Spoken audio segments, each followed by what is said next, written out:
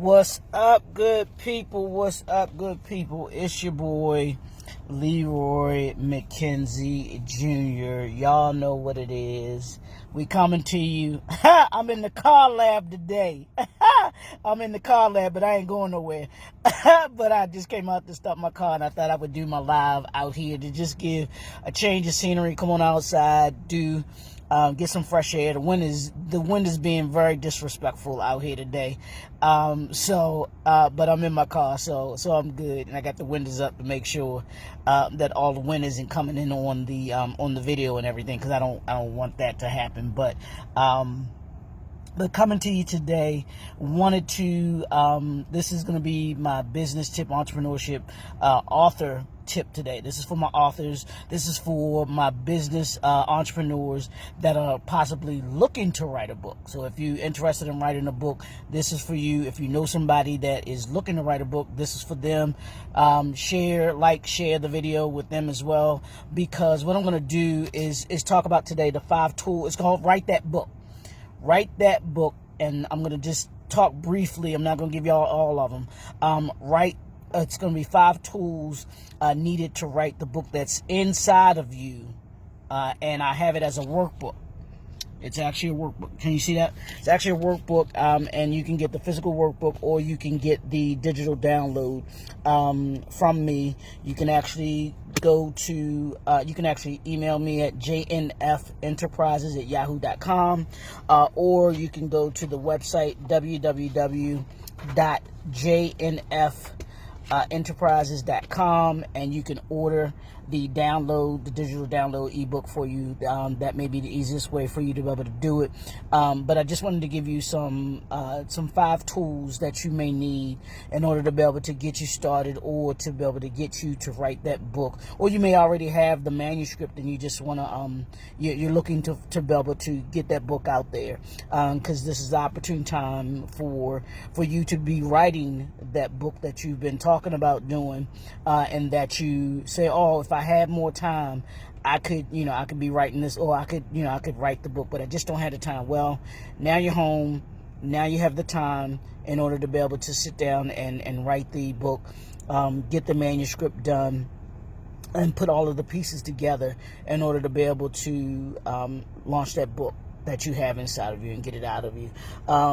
The tool number one that we're going to talk about, or that I'll just talk about briefly, actually is the writing process, from thought to idea, which is you got it here, and you have some people say, oh, I know what I want to write about, but I'm not, I don't know how to get started on writing it. So what do you do? How do you go from having the thought to actually having the, having the idea moving forward in that? So I'm going to ask you 3 questions, and here are 3 questions that you can kind of begin yourself with. What kind of book are you writing? What's the idea, the thought behind what it is that you want to write about?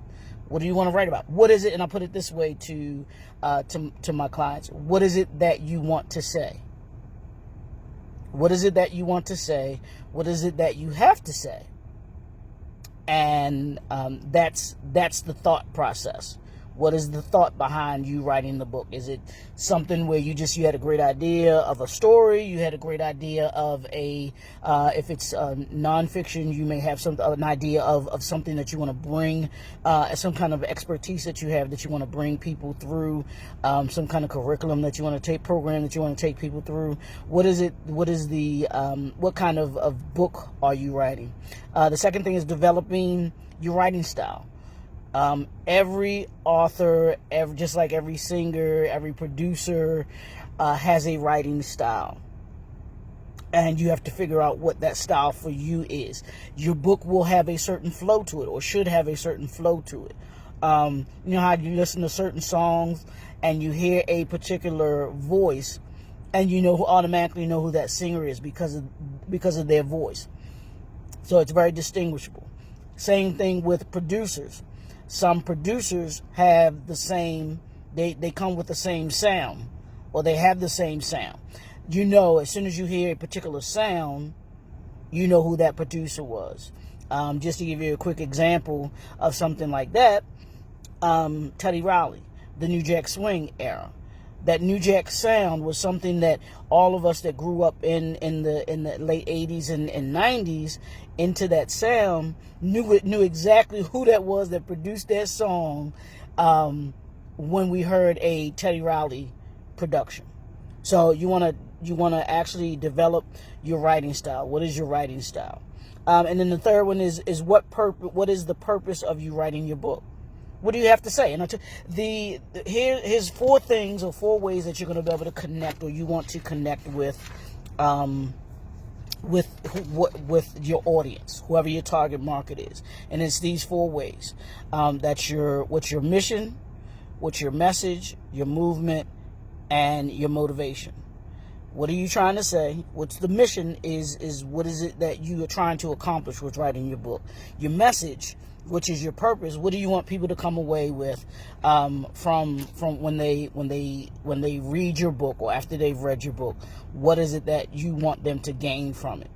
Is it some kind of entertainment? If it's a fiction book where it's exciting or it's laughter, you want them to feel good. What is it? What is the emotion that you're trying to evoke from them after they have read the book?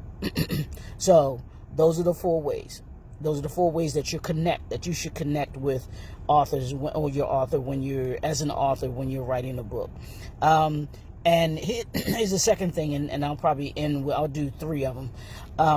The second thing that you're going to do is you want to develop your table of contents. If you are a fiction author, and you have a story that you're telling, you're not going to have a table of contents, of course, but you're going to have to develop your characters. And you want to be able to sit down and develop those characters so that when you start to write, you actually know the flow of the book that the book that you're going to have. What is it, the time frame? What is the story? Where does it start? Where does it end?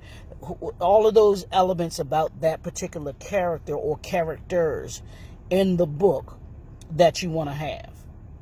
You want to sit down and you want to think about that. That's the fiction part of writing a book. The nonfiction is going to be where you want to develop a table of contents. You want to have a table of contents because it's going to give you the direction that you want your book to go in, and then it's also going to give the reader, when they're reading it, it's going to give the reader an order in which they're going to be going in with that particular book that you have. So here's a couple of tips for you, or tools that you can use. The first tool is, how long does my book need to be? People have asked me that. How long does my book need to be? Does it need to be a certain amount of pages, or does it need to be this? Do I have to watch my page count? And what I tell authors or potential clients, authors, or even just when I'm speaking, what I tell them is your book needs to be as long as it takes for you to get your message across. I'm going to say that again. Your book needs to be as long as it takes for you to get your message across.